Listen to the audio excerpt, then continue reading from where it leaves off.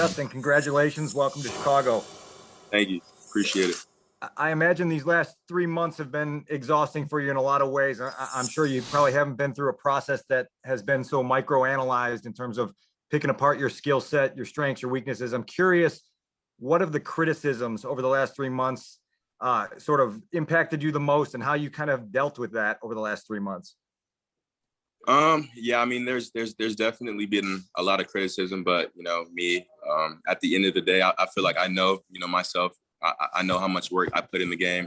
I know how much I love the game. I know how much I want to be great. So it just comes a point in time where you just have to cut, all that criticism out. And of course, it's good to listen to the criticism you get from, people that are, actually there to help you.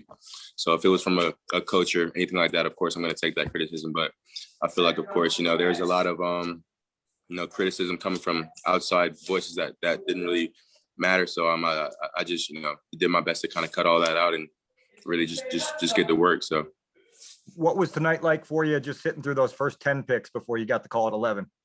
I'm the kind of guy that thinks that everything happens for a reason. So I think, this is God's plan for me to be a Bear. So I'm more than excited, and I'm, more than ready to get up there for sure.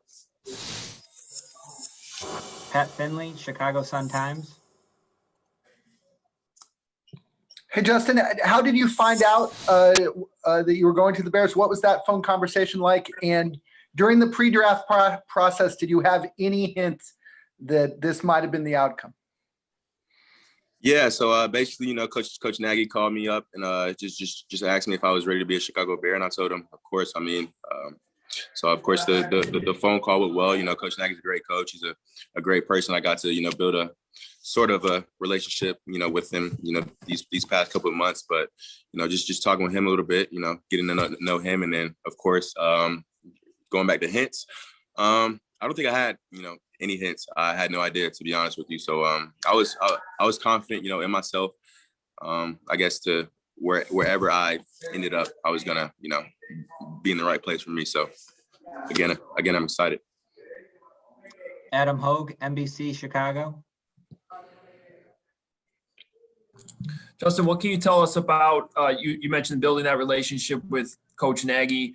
What was it, over Zoom calls? It's your pro day, yeah. Interactions. Can you be a little bit more specific about all that? Yeah, I would say most of it was during Zoom calls. Of course, we did, have a little bit of conversation at my pro day, but most of it, through Zoom calls, and it's just, of course, just talking and, getting to know him, not only as a coach, but as a person. So I'm pretty big on, having great relationships with my coaches. I think, that's the most effective way to, be great and kind of be, cooperative as a team. So just mainly through Zoom and a little bit at my pro day. Larry Mayer, ChicagoBears.com. Hey, Justin, what type of player and person would you say the Bears are getting in yourself, and what do you think is your number one strength? I mean, I think the kind of player the Bears are getting is a versatile player that can, make plays both with my arm and also with my legs. And of course, a smart player, a player that's going to make smart decisions, and a player that, that wants to win, that's willing to do whatever, to win. So that's of course my number one job, however that may be, whether, whatever my position may be on the team. But my number one strength, or was that the next question? Yes. My number one strength, I would just say my overall, not even my overall, but just, showing up in big moments. I feel like when big moments present themselves, I feel like, there's just another thing that kicks inside of me. But just I think capitalizing in big moments, and of course, playing well on big stages, I think that's definitely one of my strengths for sure. Kevin Fishbane, The Athletic. Hey, Justin, going back to Matt Nagy, based on your conversation with him and getting to know him, how do you think you fit with what he wants out of a quarterback? Yeah, I mean, I think I fit, perfectly. I think if he didn't think I fit well, he wouldn't have traded up. But I think, just talking to him, getting to know, I guess, how he communicates with his quarterbacks and his learning style. I think that, that's going to make me a better quarterback, a better player. And, he's going to teach me a lot. So I'm just, again, excited to get up there and learn. Chris Emma, 670. Justin, this is a franchise that struggles trying to find a franchise quarterback. What do you believe makes you the kind of guy who can be that quarterback for the Bears and for Chicago?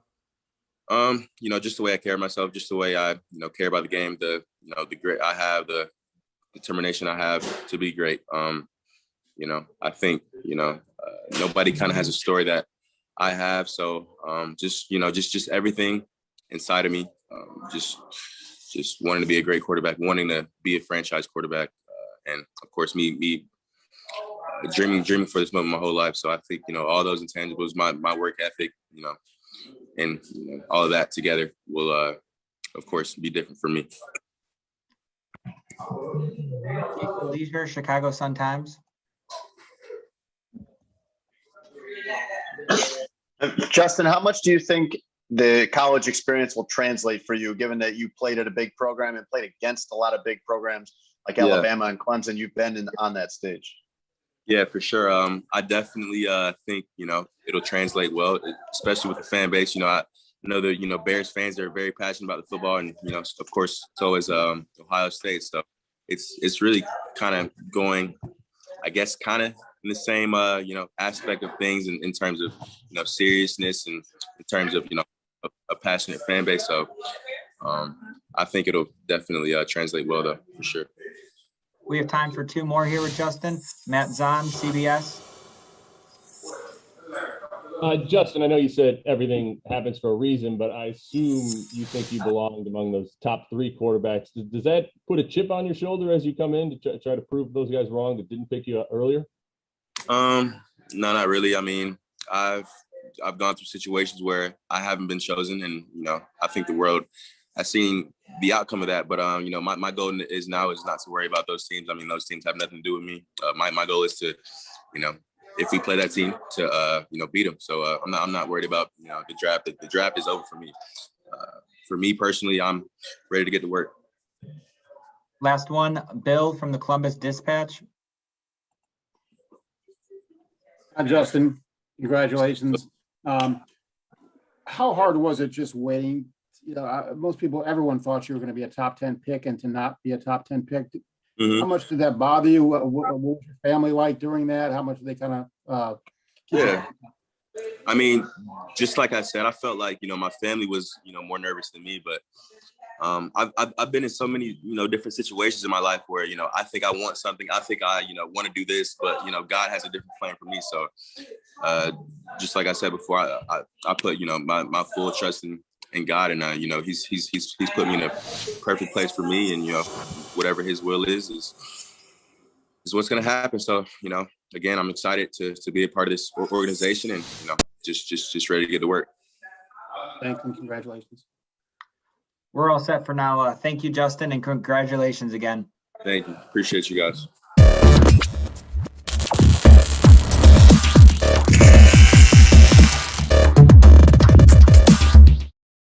Thanks for waiting. I know it's been a late night. I appreciate you guys waiting.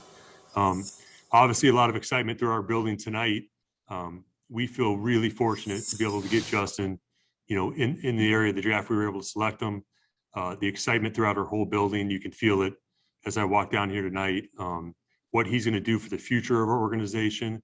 There's so much, guys, that goes into this process, as you well know, but starting with Matt and our scouts and our coaches as we build into this moment and into tonight. But I think, when we select a quarterback, the situation that quarterback is coming into is critical. And I think we provide a great situation, as I kind of alluded to a couple of days ago, for that quarterback's development to happen. Matt has spoken to Andy Dalton tonight.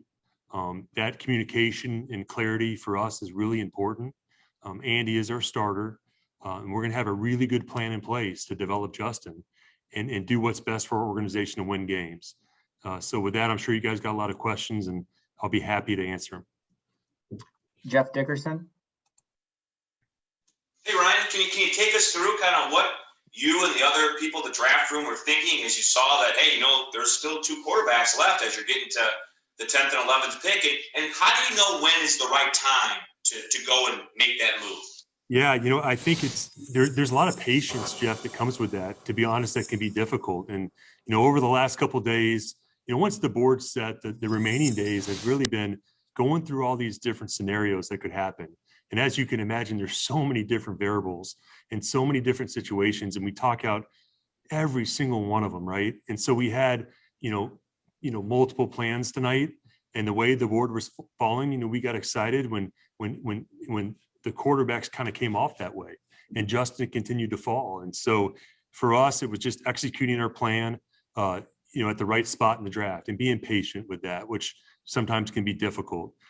Fortunately, with the Giants, I've known Dave Gettleman for 20 years. He's an amazing person, an amazing general manager, and we go way back.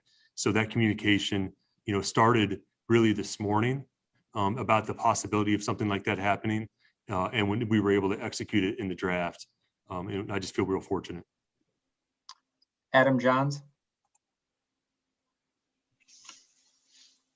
Hey, Ryan, when you were looking at Justin this past season, I know it was condensed because of the pandemic, but I'm curious, his last 3 college games, struggles against Northwestern, comes back against Clemson, the Alabama game.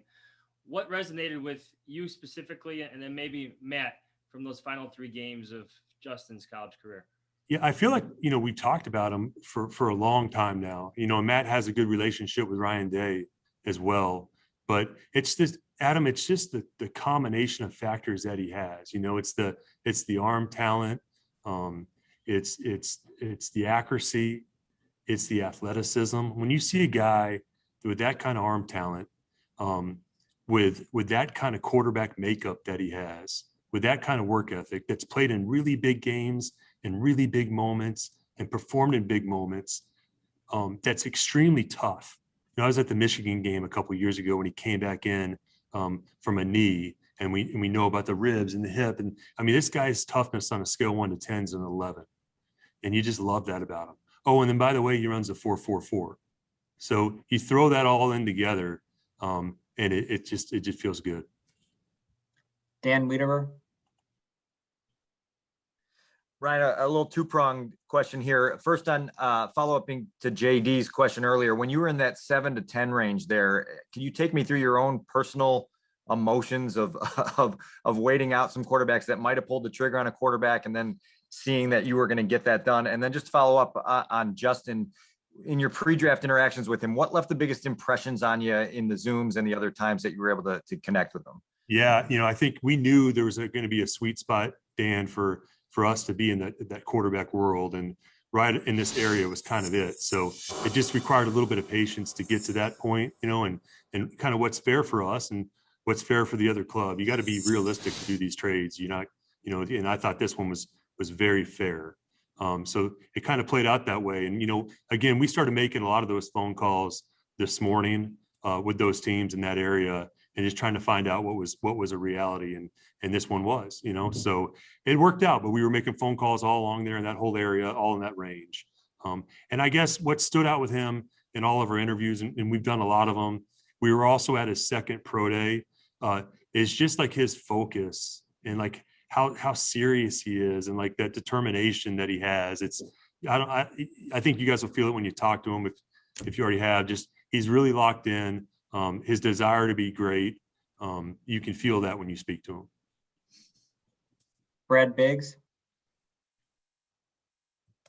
Hey, Ryan. There was a report not too long ago that Justin has epilepsy. Where are you guys at with that situation, and maybe the medication required to keep that under control? Yeah, that's something you can talk to him about too. But I know he's handled a lot of those things, throughout his life, and we have a lot of ties into the Ohio State football program, and our doctors and trainers do a great job. And a shout out to those guys, Andre Tucker and Dr. Bowen and Dr. Katz, and all the work that goes into that preparation. Brad, you know how important it is. It's the skill evaluation, it's the character, and it's the medical. And I thought the medical was more difficult this year, but I thought our guys did an unbelievable job, and we were very comfortable with that.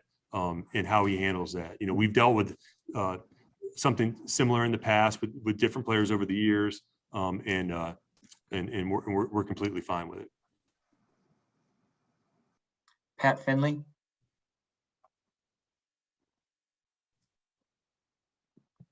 Hey, Ryan, how are you?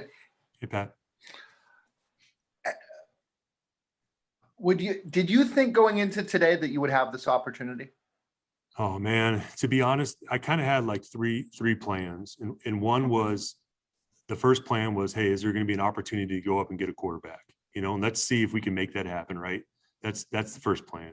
If that doesn't happen, we had another one for some movement, maybe for some other positions that would be valuable positions for us that would also hit some needs and match our board. And then the third one was to stay put. And luckily, Pat, plan one executed. What were the other positions? I'll tell you after the draft. Adam Hogue. Hey, Ryan, how much did Matt Nagy's experience in 2017 and the way that Pat came along that season behind Alex Smith play into not only what happened tonight, but maybe going back to March and just the whole plan here with Andy and Nick and what you guys have in that quarterback room right now? Yeah, because I think, Adam, like getting him is one thing, but for us to surround him and develop him is the other thing. I mean, we talk about you can draft the players, but you have to develop them the right way.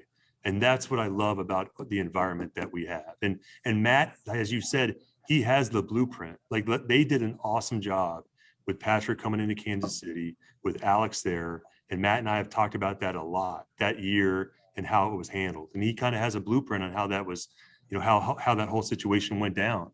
And what I love about our environment is the veteran quarterbacks that we have in that room. Like, I don't know if you look around the league, how many teams have that kind of experience in the room. And then the coaches that we have surrounding that position. And I can't say that enough. Like from Matt to Laser to Flip. I mean, Flip, he is one of the best coaches in the league at developing quarterbacks. I really believe that. And he is so excited tonight. And Laser's excited and Matt's excited about the opportunity to do that, but at the right speed, because that's what matters, is developing this guy. The process and how we do that is important. We got a good plan in place to surround him with the right resources to develop him the right way. Kevin Fishbane. Hey, Ryan, when Matt went to that, was at that second pro day that Justin had, and what was some of the feedback that Matt gave you, just being able to watch him in person that afternoon? Yeah, we went to pretty much all these top pro days, which was challenging this year because, we could only bring 3. That was the limit. So it was always Matt, myself, and Josh Lucas. We also sent Laser and Champ Kelly to his first pro day. So we were able to go to both of them and get a lot of eyes on them. And I think just seeing the ball come off his hand, the velocity, the way the ball comes off his hand, how natural that is. I think seeing him up close in person too, you see like just how he's built, like the muscular stature, how dense he is. I think that explains the durability that he has and the toughness that he has. And then just being out there, hanging at the pro day, spending some time with their coaches as he's working out. Matt had a lot of good conversations with Ryan Day. Like I said, he knows him well. But seeing the ball come off his hand live was important for us. I had seen him play live a couple of times, but I think being there, Matt and I side by side, that was really valuable. Couple more for Ryan. Mark Potash. Hey, Ryan. You obviously seem to have be pretty resolute about the development factor with Fields, but will you and Matt give yourselves any chance to see exactly what you've got here, and that maybe this guy's skill is so much different from Andy Dalton's that he might be your best quarterback this year? Yeah, I think we just got to let it play out. You know what I mean? And let it play out. I think one of the best feelings in the world would be, hey, we're rolling, we're playing really good football, we're winning, and we're looking over there and we're seeing this guy, and we all know, everyone in the building knows that, hey, we got a guy, but I think, Mark, there's a lot, as you know, man, like as these guys coming into this, even all the experiences they have at the college level, growing in, watching tape, reading defenses, working in the huddle, Matt jokes, Patrick's first time in the huddle. These guys haven't really even been in the huddle the way the college offenses are. And so Matt, will always tell me a story. Patrick's first time in the huddle, his first practice, he's screaming as loud as he can. He's like, dude, you don't got to scream. You're in a huddle, and it's just so new for these guys. But it'll be a daily process, a daily evaluation, as you said, Mark. But we're excited to let that play out. Thank you. Jason Leisure. Ryan, when you threw out his 40 time there, it made me wonder how much you guys envision letting him play the way that he played in college versus projecting what you think you could turn him into. And if it's the former, are we going to see something from the Bears offense that we really haven't seen? He provides something, that element with your legs.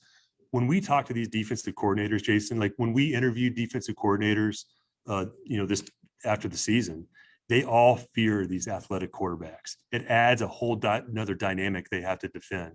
And a lot of guys have it, a lot of guys don't. And he has that. So I think, Jason, there's a balance with making sure that you're maximizing that and using that, but you're not putting him at risk either, And I think he has that. And I think, again, the other thing that he has, Jason, which I thought was really good to see live, is I think he has the body type to handle the rigors of our game, and be able to do those things where some guys, you might worry about that a little bit more with their body structure, but he's got a muscular body type. He's extremely athletic. He knows when to get smart and avoid those type of hits.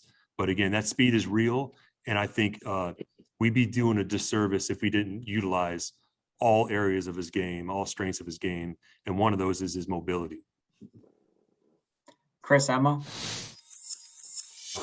Ryan, you saw with some of the struggles that Mitch had during his time coming in as a top quarterback pick. What about Justin's makeup makes you believe that he can handle the emotional and mental challenges of being a Bears quarterback? It's a big one, man. Coming into the quarter and do any NFL team, it's a big step. But what I love about this, Chris, is the environment that he's coming into. I really do. I love it. I love going through this whole process with Matt.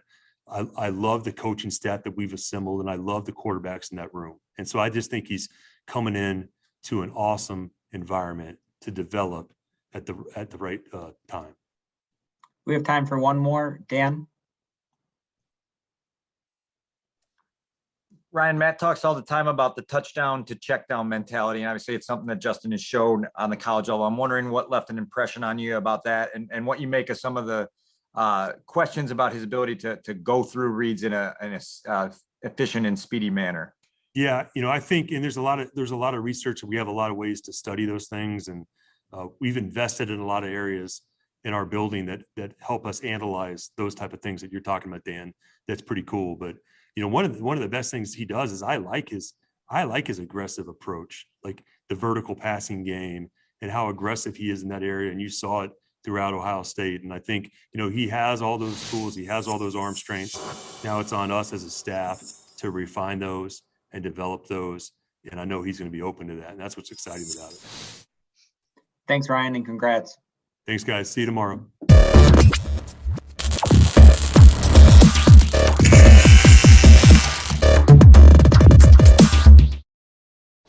Darnell, there are a lot of guys with your talent or even more that come out of college and don't have the kind of success that you had as a rookie. What would you tell guys that might get drafted this year? What's the secret? What's the playbook to get on the field and make an impact right away like you did? Just being yourself and just like having the mindset of just coming in and just wanting to just help the team at any way, any form or fashion. Like whenever your number is called, just being able to be ready. I think the best thing is like when your number is called, just be ready and just take advantage of it. What about before all that though? Specifically, I mean, how do you get yourself in that position to be ready when you get the opportunities? I mean, it starts before you get here. So like right now, I feel like it started when they ended their college careers. So after that, they should have been working then, just knowing how the off season will go and how you have to work out by yourself, how you have to be able to train and just be a professional athlete and just being able to just be your own person. And you don't have anybody just, hey, wake up, get here, get there. And just learning that stage before you get here. And then when you get here, you're able to just play ball.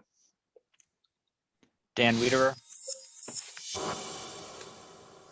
Darnell, as you reflect on the last 12 months of your journey, not only getting sort of settled and established in the NFL, but doing so in a very unorthodox year, what strikes you and what stands out to you about the ability to kind of do that in very unusual times? I feel like, I mean, there's always things thrown at you. You just have to take it on, and doesn't matter really what it is. You can't control everything. Anything in your ability that you can't control, just use that. And I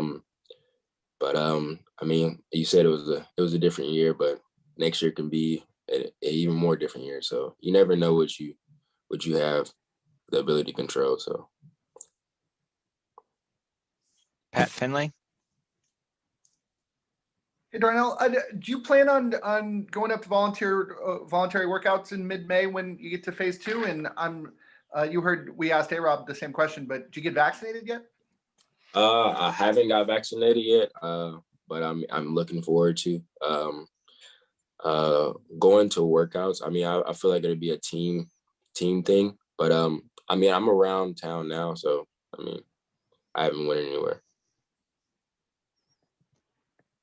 Steve Leventhal.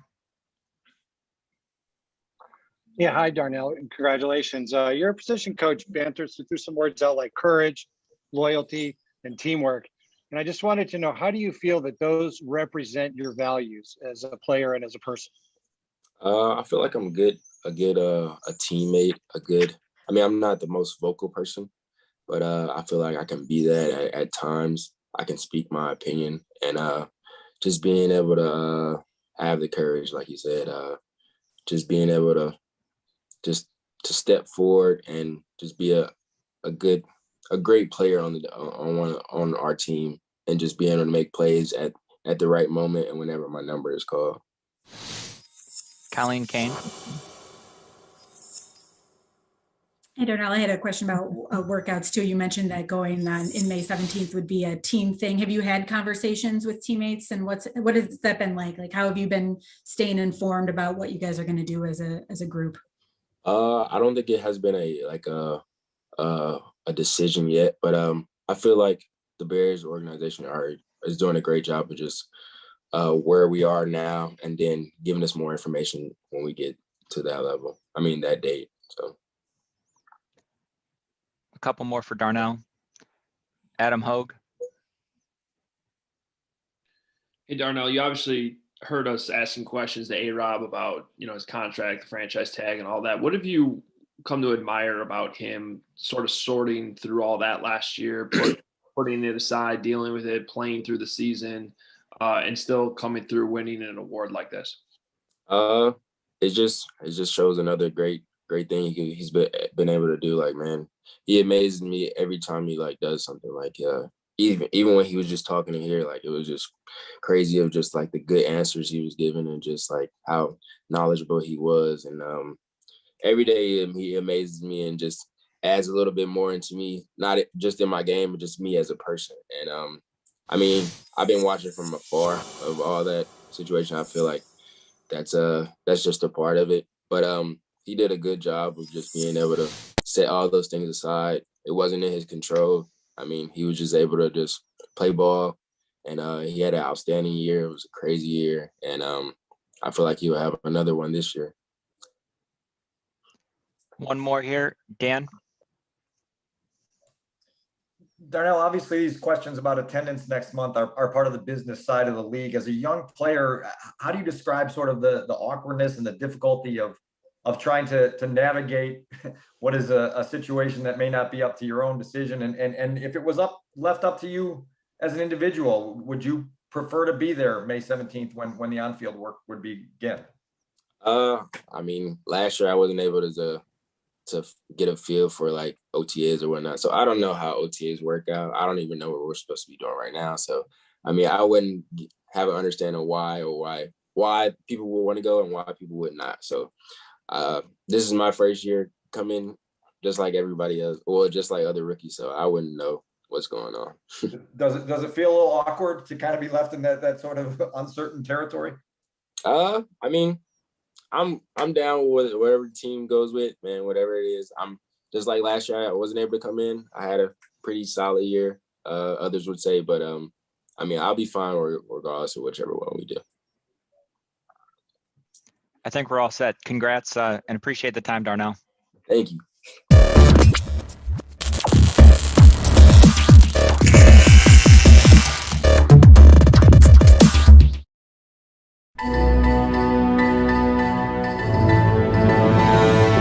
What's up, Lauren? How are you? We talked about the Bulls, the Black.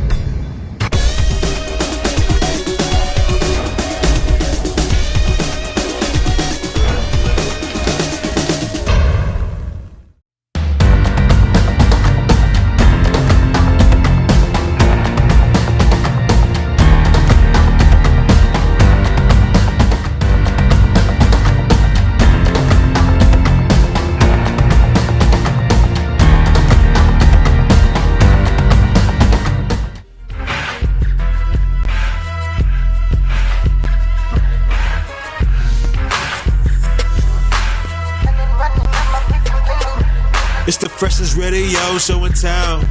Feeling marvelous, I've been with Jerry Rouse. It's the freshest radio show in town. Feeling marvelous, I've been with Jerry Rouse.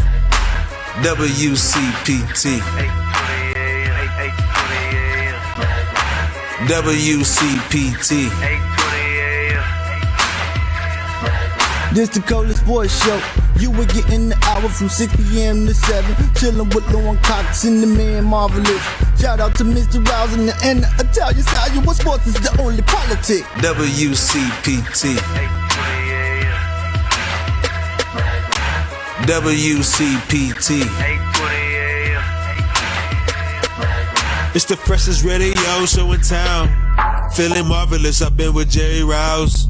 It's the freshest radio show in town. Feeling marvelous, I've been with Jerry Rouse. All right, let's go, ladies and gentlemen. Let's go, Chicago. Let's go, Indiana. Northwest Indiana. Let's just rattle them off like we always do. Well, I used to do in the morning show a few years back. Let's go, Ohio. Because you know we're on the web, so they can certainly check us out. Let's go, Bama. Let's go, Cali. Roll Tide. Let's go, the great state of Montana. Let's go, Arizona. Big Sky. Let's go, Florida. Mind your P's and Q's, Florida. Let's go, New York, the Big Apple. Ladies and gentlemen, I'm all pumped up. I'm on fire. En fuego. En fuego. Ladies and gentlemen, welcome to another edition of the Rewind Sports 60. We're streaming live on Facebook, broadcasting from the illustrious studios on WCPT 820 AM in the beautiful, beautiful city of Chicago, in the fantastic neighborhood of Jefferson Park on the city's north side. Ladies and gentlemen, this is another edition of the Rewind Sports 60.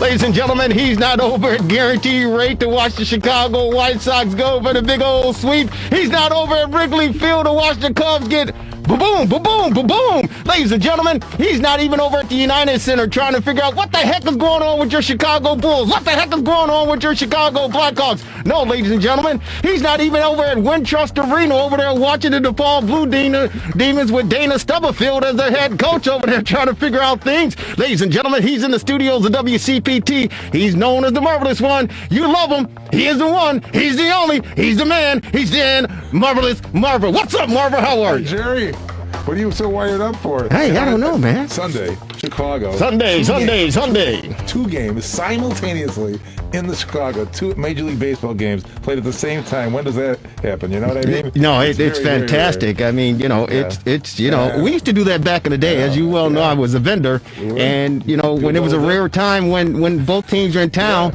But not only that, I mean, it's Tony Stubblefield, by the way. But I it's know not only that. I know but there was, our play-by-play announcers on the TV and radio are so important that it came down to, we had Connor McKnight doing the White Sox game and the Matt Spiegel doing the Cubs game on radio today. I swear, because now no, you don't have to swear. I know that. Yeah, we got these very important announcers now who have other obligations. They should ask the marvelous one to sit in there. I could have stepped in if Spiegel and McKnight can do it. I can do it. Oh, boom, shakalaka! And live from Wrigley Field. Ladies and gentlemen, it's the fastest hour in sports conversation. We want you to be a part of it. Our number here is 773-763-9278, 773-763 WCPT, and the voice of the Chicago Cubs, the voice of the Chicago White Sox, Dan Marvelous Marvin. Go ahead, Marvelous, take it away. I saw a nice article too about an announcer that a lot of people don't know about, Jack Quinlan. He was a Cubs announcer, the 50s and the 60s, until he unfortunately died in a car crash in Arizona in '67. And I was actually at the spring training when that happened in '67, if you can believe it. Really? When he actually passed. So really? It was a car crash.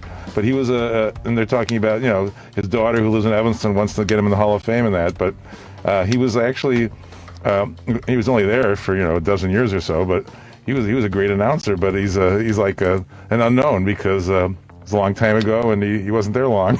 Well, I mean, I think he's actually on the wall in the cafeteria area at Chicago Cubs for the media room. They have a wall, the Fred Frick Award winners, and I forget the other wall with the particular recipients. But I think he's actually on the wall there. Yeah, and of course he went to the New Trier High School too. Oh, did he? Yeah. The New Trier High School.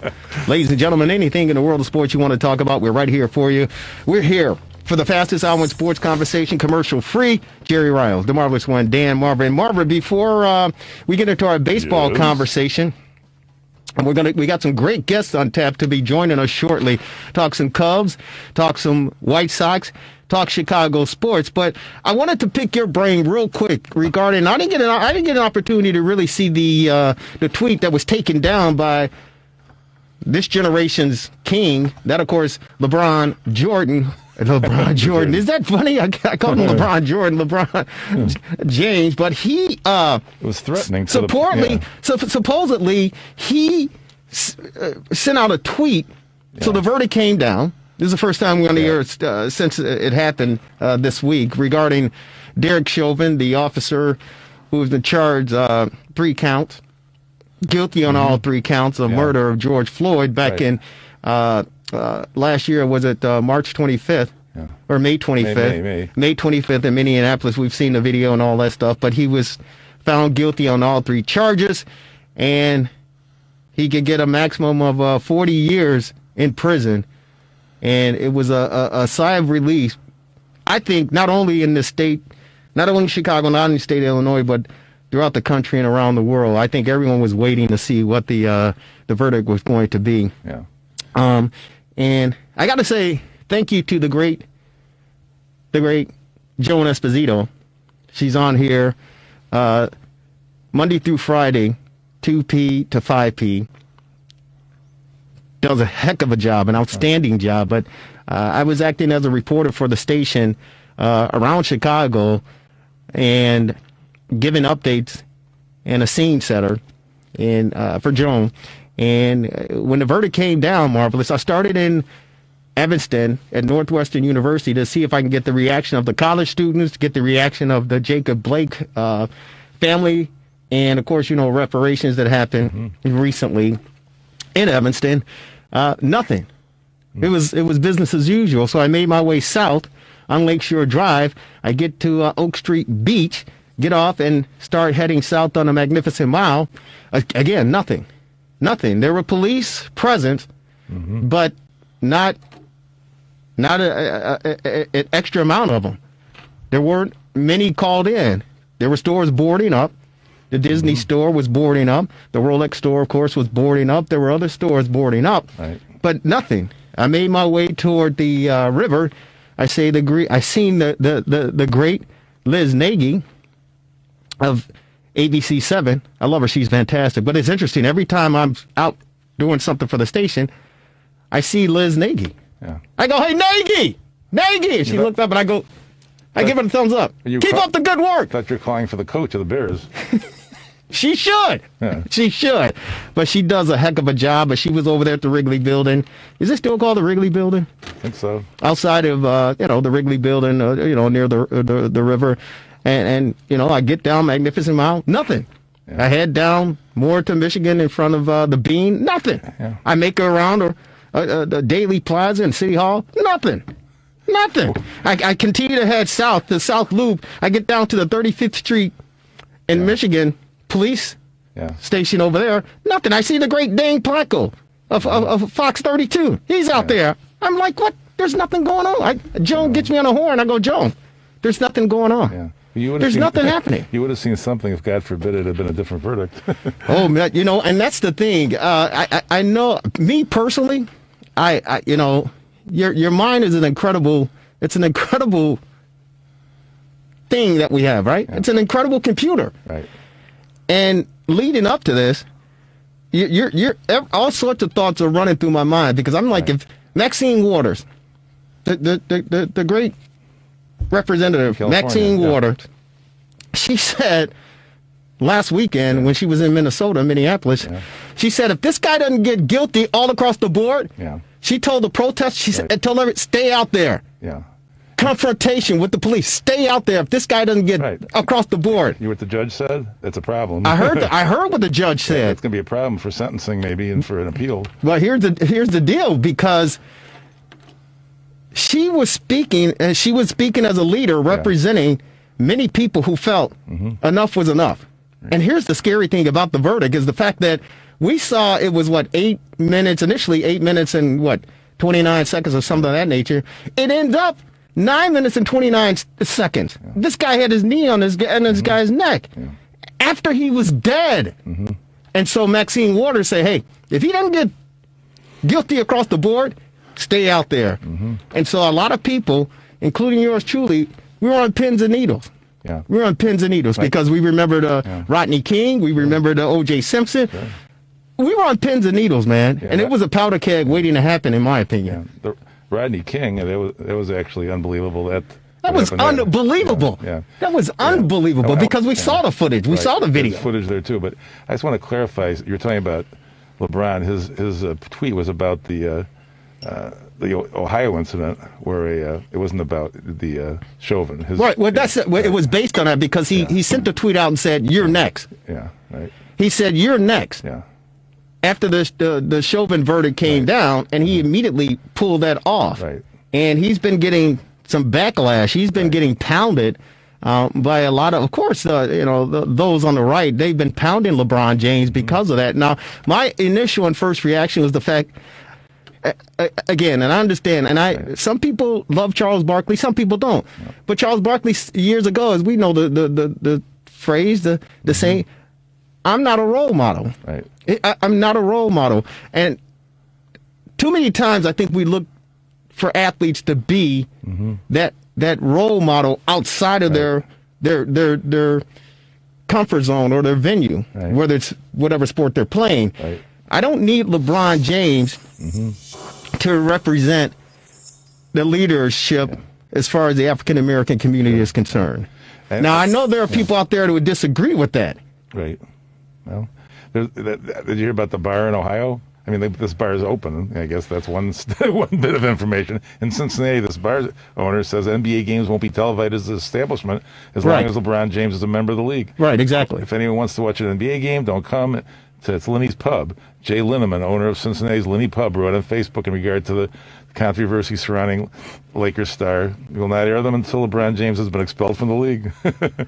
He believes basketball players just need to play the game, and that's all. End of quote. And their opinion really doesn't matter. End of quote. So, no, I don't. I heard about that, and I understand that the NBA and the African American players, professional athletes, all in all, they have tremendous power because, and especially in the NBA, because they have the leverage now. Yeah. And I understand.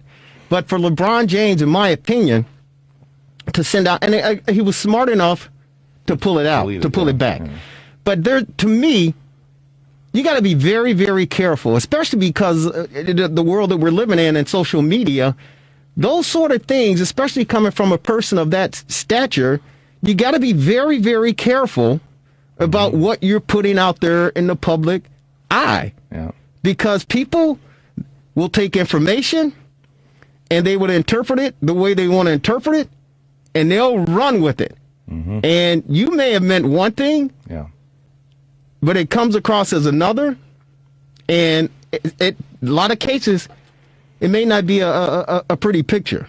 So I do want LeBron James to represent his generation, and I do want him to be a leader. Mm-hmm. But you could be a leader in other ways. Yeah. And I don't think taking to social media the way that he did, and of course he knew it was a mistake, and that's why he pulled it back.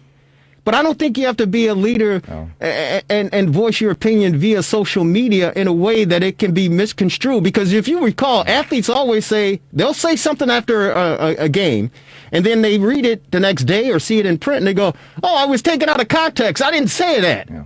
And I understand that. The same way applies with social media and the information that you put out there, because maybe you're upset or you're elated or whatever the case may be. You're emotionally attached to it. But then when you come back and say, man, did I really say that? Did I really put that out there? Mm-hmm. So if you're going to do what you're going to do as far as the leader is concerned, I get it. Take care of the kids in Cleveland and Akron and Ohio. I get it. Build some houses. Do whatever you have to do. But when it comes to the social media thing, in my opinion, step back and step away. I think the Post had a picture of the Ohio cop with the words "You're next," which was which was interpreted as threatening. That incident in Columbus, God bless the young lady and her family. That was just a. Yeah. I don't know if you saw the video of that. Sure, repeatedly. Oh my goodness, that was a tough one. Yeah. That's a tough one. Yeah. But, and again, I can get on this soapbox. Yeah. And I got to say this. There are good cops, there are bad cops. Yeah. It's just like there are good people, there are bad people. Yeah. But I got to say to you, and I told our listeners last week, I got picked up for curfew. I was probably like 15 years old, and I got picked up for curfew on the south side. It was 10:35. Curfew was at 10:30. Cops picked me up. And they said, what are you doing out here? And I go, I just come from the store. Right? And they drove me around the block, and they dropped me off to the house. They said, boy, stay in school and get home before curfew. Yeah. And I, thank you, officer. Thank you, officer. And I went in the house, and, you know, I got to deal with my parents because they're like, what the hell are you doing out? Right? But I was going to the store. Not to say that that's at any rate, my point being, I complied with the officer, right? And I did what I was supposed to do, and I got home. What I'm saying I'm just saying, right or wrong, let them figure it out through the system if you can. And a lot of people gonna come at Jerry, you can't, you know how to. I understand how the system is, but don't put yourself in a compromising situation. That 9 times out of 10, if you're dealing with the Chicago police, if you live in the city's south side and the west side, if you try to challenge it and do street justice, it's not gonna work. It's not gonna turn out good. It's not going to turn out good. So don't put yourself in a compromising situation. Don't put your family in a compromising situation. Don't put your loved ones in a compromising situation when you're dealing with the cops. Because at the end of the day, if you try to handle it on the street, with street justice or whatever the case may be, it's not going to be a happy, pretty ending. It's not. That's just my soapbox public service announcement to you out there listening to the Rewind Sports 60 on WCPT 820 AM. Let's go out to our phones. Ed is on the north side chiming in. Ed, welcome. How are you, my good friend? How you doing? Let me give my opinion on, LeBron James' tweet. I think he was talking about the young girl who got shot and killed for having a knife while she was attacking In Columbus, Ohio. Correct. That's what Yeah, he said. okay, yeah. Whatever it is, it's just one of many incidents, okay? And in this particular case, the police may have been right. She was attacking the girl with a knife. I don't know. But his point I agree with, that, we should all stand up for injustice. And there's too much of this going on with the police. Even if this was a justifiable shooting, there's too many that are not, okay? So I agree with LeBron coming out with that statement. To me, that's just like kneeling during the national anthem. You're protesting. You're tired of it. Okay? That's the way I see it. And he's making a point that now we have seen some police officers get convicted of murder. We had 3 of them. We had Muhammad Noor in Minnesota, who shot a white woman who was visiting her fiancé.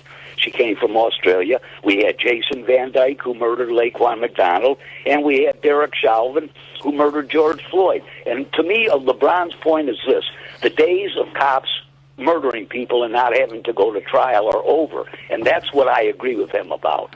Oh, yeah. And Ed, thank you so very much. We always appreciate listening to you and hearing you join us on the Rewind Sports 60 here on WCPT 820 AM. No, I understand the point. But honestly, I don't need LeBron James to put that out there. I personally don't need LeBron James to do that. Right. Well, to me, the Ohio incident isn't anything like the unarmed folks being killed. This was an armed woman. And there was some talk about a warning shot. I mean, the bullet has to land somewhere. Shoot the leg. I mean, it's with the 16-year-old in Columbus. Yeah, there was no warning shot. No, I know there's no warning shot, and they shoot for the mass, because if you try to shoot a leg, it's going to ricochet off the car. You're going to hit the victim. So obviously there were no good choices there, but it looked like in the video that the woman that was shot was about to plunge a knife into the other person's. She was. throat. I mean, she was. I thought the young girl got stabbed because the motion was coming down. Her right hand with the object in it, the knife or whatever the sharp instrument was in her hand, was coming down to strike the young lady who was pent up against the car, and the cop. It looked like he had no choice. And the cop wasn't just driving by; he was called to the scene. It was a chaotic scene. Yeah. It was a chaotic scene. I saw. It looked like first the woman went to the ground in the video. Didn't it look like that to you? And then she popped up. She did go to the ground. She was lunging at the young girl in the pink suit, the pink warm up suit. Right. The cop shot her. She immediately fell down to the ground. She kind of rolled on her right side, and then she rolled back on her left, and then she was sitting up, propped up against the car, the vehicle. Right. And that was it. Yeah. Again, I am elated. Yeah. I'm elated that this Chauvin character got the book thrown at him. We don't know what the sentence is going to be. It's not going to be life. It's not going to be the death penalty. It's going to be 40 years. Yeah. Mm-hmm. It's going to be 40 years. Yeah. I mean, he's guilty on all charges. It's going to be 40 years. Mm-hmm. The maximum, the second-degree murder charges carries a maximum of 40 years. Okay. The other one, the third-degree murder charges carries 25 years, I think, sentencing, and then the manslaughter carries like 5 to 7 or something of that nature. So he's going to get 40 years in prison. Mm-hmm. There's no question about it. He needed the book thrown at him, and it was a breath of fresh air, but it's not a matter of celebration because there's a lot more work to be done. But as far as the 16-year-old situation with the girl in Columbus, it's a sad and unfortunate situation. But again, I say don't put yourself in a compromising situation, because if you're going to leave it in the hands of the police, you're not going to prevail. Yeah. You're not going. There's no way that you're going to say I can win. I can defeat this. Right. It's not going to happen. But don't put yourself in a compromising situation, Marvelous. Yeah, there's even the young Master Toledo case in Chicago where the minor was shot. So I mean, there's all kinds of different cases. They're not all the same, obviously, but they're all pretty awful. Yeah, but here's the deal. We're going to go to our guest real quick. But again, the 13-year-old Toledo situation. A 13-year-old child should not be outside at 2:30 in the morning running down the alley from police with a gun in his hand and try to throw it away to act innocent. This, of course, after the cops received phone calls from multiple gunshots being shot in the area. And of course, we've seen video footage of the 21-year-old and the 13-year-old boy allegedly shooting at a vehicle driving down the street before the police arrived on the scene. Sure. There's no way that a 21-year-old man should be hanging out with a 13-year-old boy unless they're relatives. That shouldn't happen. Secondly, a 13-year-old child should not be out on the streets at 2:30 in the morning. I mean, you just shouldn't have unless you're with your mother and your father coming from your relative's house. But a 13-year-old kid should not be out with a 21-year-old man that is not related to him at 2:30 in the morning with a gun running down the street. You can't do it. So don't put yourself in a compromising situation. You can't do it. Stop it. It's ridiculous. Because we all have to deal with this stuff. Amen. And the South Side, the West Side, let me get off the soapbox, okay. Because it just infuriates me. Yeah, the cops. There are some bad cops out there. There are bad cops out there, and there are some cops. They don't like black people. They don't like brown people. They don't want to see They don't want to see it, and they will do whatever they can in their power because they have the badge, because they have the gun. They will drive while being black. That happens. I've been profiled myself, and I complied. I was not wrong, but I complied because I knew the alternative wouldn't be a pretty picture. It wouldn't be a pretty picture. But ladies and gentlemen, we're going to go to our phone lines. I love this guy. He's fantastic. He's outstanding. He's a Chicago sports talk radio legend, an icon. And he's just a good dude and a fun guy. And he's on our TRS60 hotline. He's a friend of the program. Ladies and gentlemen, he's the one, the only. He's Harry Teinowitz. Harry, how are you, man? I'm good, Riles. You know, it's so much fun to argue with you, but I've been listening for the last 7-8 minutes, and you yet to say something wrong, surprisingly. Hey, Harry, I sometimes, and maybe it's CPT, 8:20 a.m., but sometimes when I'm sitting in this seat and I'm doing this show, you know, based on this world that we live in and the city that we live in, I tend to get on my soapbox. And sometimes, you know, I get on the soapbox and Marvelous has to pull me off the soapbox because I don't know when to get off of it. But, so, you know, a lot of this stuff sometimes, man, that we live, this world, this beautiful world that we live in and this beautiful city that we live in, unfortunately, it doesn't appear to be beautiful. But, I mean, you know, we got some undesirables out there on law enforcement, but, of course, in the hood as well. There are some undesirables. And hey, listen, in the hood, when you grow up, you know who to stay away from and you know who to run to. There are some undesirables in the hood. And when things go wrong, a lot of times you point to the undesirables. And when you point to the undesirables, 9 times out of 10, you might be right. 9 times out of 10, you might be right. But I just see, you know, with the violence and everything that's going on in this great city of ours, you know, something's got to stop. And it's got to start at home, in my opinion. And you know, Big Mama's she's got to reel them in. She's got to say, hey, enough of this nonsense. We got to stop this crazy mishap that's going on. Because as long as Big Mama is not saying anything, these undesirables, this riffraff, they're going to run around and continue to terrorize the neighborhoods like they're doing. And we're going to continue to see this nonsense occur day in and day out. So, Harry, let me get off the soapbox. Go ahead. Yeah, come on, Marvelous. Do your job. Marvelous. Hey, Harry, this is Marvelous. Hey, were you really in Risky Business, the movie? Yeah. Okay, I just wanted to verify that. Okay, verify. I thought you vetted your guest. Okay. Hey, Harry, we want to take some time out to invite you on and just say hello and see how you're doing, first of all. It's been a while since you've been on with us, of course, with the pandemic and everything, but a good friend of ours, and you certainly have a good relationship with this former Chicago Bear player, Steve Mongo McMichael, who was diagnosed with ALS this week, and I guess he was diagnosed actually a few months ago, late last year, and now I understand he's using a powered wheelchair, and he has limitations as far as his arms and legs are concerned. But the fact that Steve Mongo McMichael, number 76 for your Super Bowl champion Chicago Bears from way back in the day, is diagnosed with ALS. What was your reaction when you learned of that? I mean, it really knees you in the gut, and he was maybe the strongest guy, on that entire team. Just pure brute strength, and certainly the greatest, outgoing character. And for him to be dealing with this, it doesn't seem fair. It's not fair for some. What's happening in the world is not fair.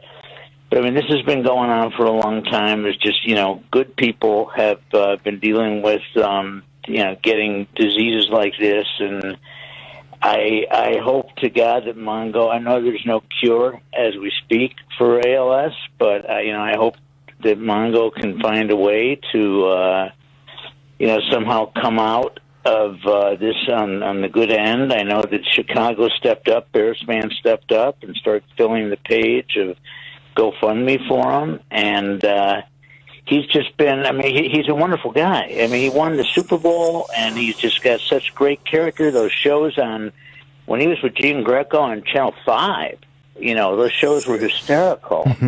And to get to hang out with him at the radio station and get to do events with him, he always had time for everybody. He's just such, a cool dude, and he's so damn likable. I hope he can somehow survive this. I hope that he can survive it as well. And we're on with the great Harry Tynowitz, who had an opportunity to work with Steve Mongo McMichael over at WMVP AM 1000 years ago. But I hope that he can somehow, some way, get through this. But as you stated, there is no cure for ALS, the Lou Gehrig disease, and he's certainly going to need a lot of family support, a lot of friend support, and just Chicago support to get through this. Former football coach over at the great St. Rita High School, Jim Angston, who I love dear and dear to my heart, but unfortunately he passed away I think a couple years ago with ALS, and he was a stud. He was a true man. He was a good man. He was a honorable man, but he was a football coach on the city south side, and unfortunately, ALS took him away from us too soon as well a couple years back. So I am familiar with him, but I hope that the great Steve Mongo McMichael can get all the support that he certainly needs to battle through this, Harry. There are people that you look at and say, well, they could never be affected. They could never be taken down. They're too strong. They're too tough, and it can get after anybody. And it's just not fair. And I remember we used to do a holiday dinner, and we would go somewhere cool. And one year we were going to what was the name of the place? Went for dinner to a real nice Chicago restaurant. We invited Mongo. We invited Misty, and Misty brought the bag. She brought her bag, and the bag was moving. Well, why is your bag moving? Right. What the hell, dude? Did you steal something? Well, why is your bag moving? And they had brought the animal. They had brought the animal into the restaurant, and the owner of the restaurant knew it, the waiters knew it, the guy who ran the place knew it, and nobody was going to say anything to Mongo. He's Mongo, Right. You let him get away with stuff like that. But he's just, and he had, like I said, he had time for everyone. You could, people could talk to him, and he would talk to you about anything, not just football. He talked to you about anything. And he was just, at the peak of Bears' popularity, Mongo was about as popular as you get, and it's already crazy that we lost Sweetness off that team, because Sweetness might have been the greatest running back to ever play the game, if not the greatest football player to ever play the game. And now the toughest guy on that defense, Mongo, is dealing with something that seems like it's totally unfair. And I just want him to get it. I think Mongo's dealt with two incredible things, a bad first marriage and now getting ALS. So hopefully he can survive, this one as he did first marriage. Yeah, Harry, this is Dan here. I was remembering, other than his great football talent, the famous seventh inning stretch at Wrigley Field, where he's the only person to ever be tossed out of the game, so to speak, because of what he said after the seventh inning. With the home plate up. Yeah, right. The ump. Yeah, that was unbelievable. We have some speaks. Some speaks. Yeah, well, talking to. Yeah. Yeah, it didn't seem like that was the time and the place for it, but that was the beauty of Mongo. Yeah. Anyway, there's a reason to remember Dick as, take me out to the ball game. Yeah. There's a reason to remember Denny Savard to take me out to the ball game. And the most fun one is to remember why Mongo did it, and why Mongo got ticked up at the umpire. And, we're going to have some speaks after the game. What are speaks? What the hell are speaks? Hey, that's Mongo talk, man. And when Mongo talks, hey, let me tell you something. I'm not really afraid of, except my mother, my daughters, my wife. I mean, I'm afraid of people like that. But not too many people terrify me. But there's a few people on that team that, you say, hey man, I'm just gonna toe the line. You don't even want to toe the line with him, Mongo, because you never knew what that guy was gonna do, and he didn't care. I mean, if you mouth off to that dude, you just didn't really know what that dude was going to do, and he could do whatever he wanted to do. So that's one thing. Otis Wilson is another one. Still today, I'll stand in the corner when I see Otis Wilson. I don't know about you, Harry, but Otis still gives you a glare like he's still playing. He'll look at you if you. I'm like, okay, Otis, I'm just kidding. Hey, take it easy, relax, take it easy. But I mean, no wonder that team, that defensive unit, goes down in history in my book as the best to ever suit up and play in the National Football League, Harry. Because with all those characters on that football team, and kudos to Mike Ditka and Buddy Ryan, may he rest in peace, to be able to manage all those crazy egos on that football team. Those guys were maniacs. So can you imagine if you lining up against them? I wouldn't want to do it. No, I wouldn't want the sack man coming at me. There's no way. No, I would just take a knee. My friends and I were very lucky. We got to go to the Super Bowl, and not the fake one that Rex played, but the actual Super Bowl. And Thayer said that if he didn't, he blames himself. I don't think that's accurate, but he blames himself for running into Peyton and causing the fumble. But if he says that if he didn't cause the fumble, New England would have never gotten the ball. New England would have never gotten 3 points. And there's no way the defense would have allowed Buddy Ryan to take them off the field in the fourth quarter. And Mongo used to believe that, he would tell me all the time, because no, we weren't coming out. If we were scoring, if they weren't scoring, we weren't coming out. That should have been the only shutout in the history of the Super Bowl. Yeah. That should not have been, right. I mean, that's the greatest defense. As great as Baltimore's defense was. Yeah. And a couple other teams. The Bears' Super Bowl winning defense that took down New England, in the Sam Adams helmets. That was the best.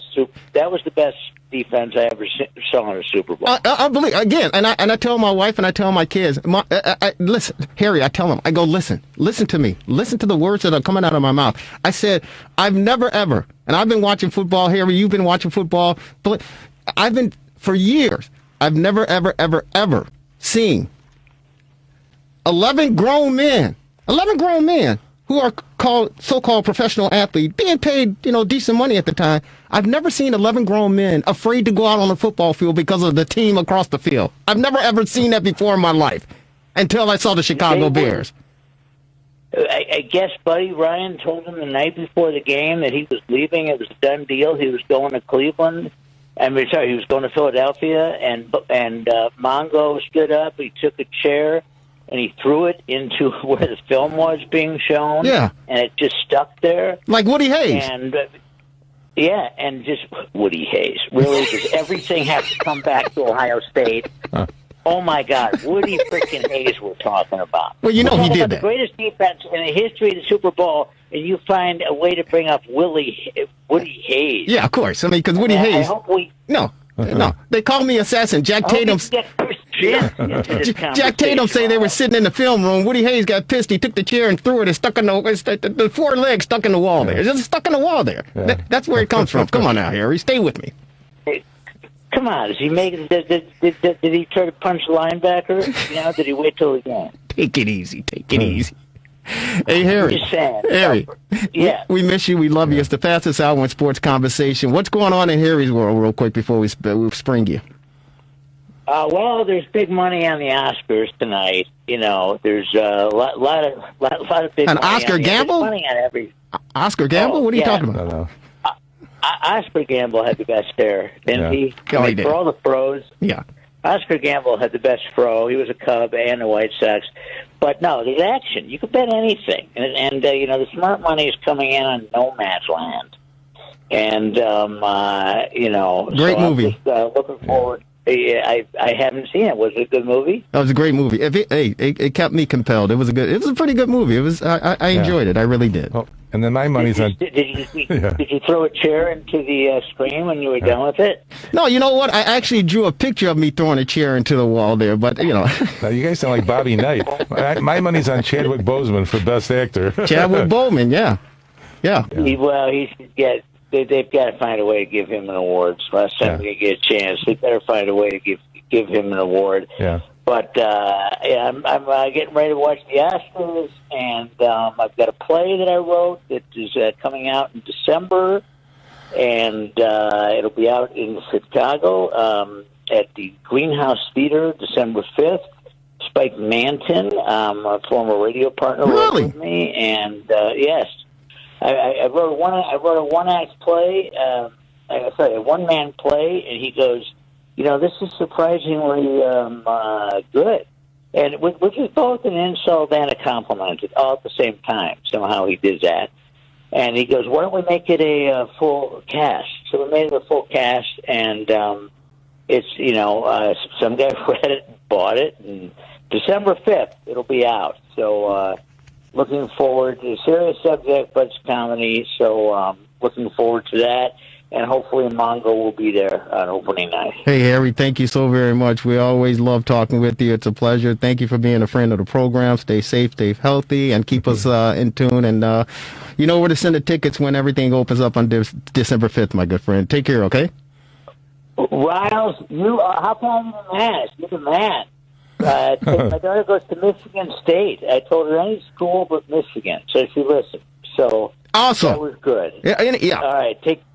Dangerous. Take care. I'll talk to you guys later. Take care, brother. Harry Tynowitz on our TR60 hotline, ladies and gentlemen. And I threw the Oscar Gamble piece in there because we transition to the World Series bound Chicago White Sox over on the South Side, guaranteed rate. Congratulations to the White Sox on an 8-4 victory over the Texas Rangers. And ladies and gentlemen, he is a friend of the program as well. He's on our TR60 hotline. He is the Sox beat writer for your Chicago Tribune. He's on our TR60 hotline, ladies and gentlemen. He's known as Lamont Pope. Lamont, how are you doing, man? Fantastic. How are you? Hey, man, thank you so very much. And I know you were over there at Guaranteed Rate taking in the Chicago White Sox victory, and they've now made it 4 in a row. Hey, they started off kind of sluggish. They had people kind of wondering, hey, is this team really Super Bowl? Is this team really World Series bound? They're losing here. Their pitching's not doing well. What's going on here?